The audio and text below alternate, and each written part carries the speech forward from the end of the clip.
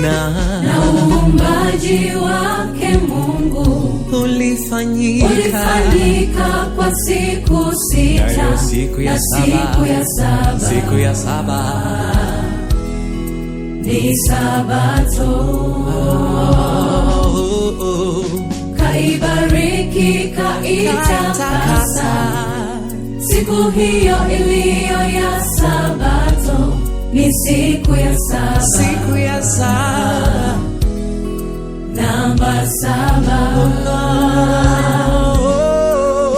Na tukipaa kwenda mbinguni, tutasafiri kwa siku sita na siku ya saba, mbingu ya saba.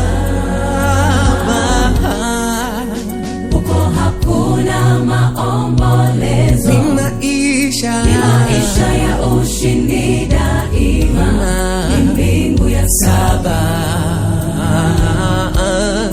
namba 7, namba 7 inayo nguvu ya ajabu, namba 7 imejaa na utakaso, hiyo namba 7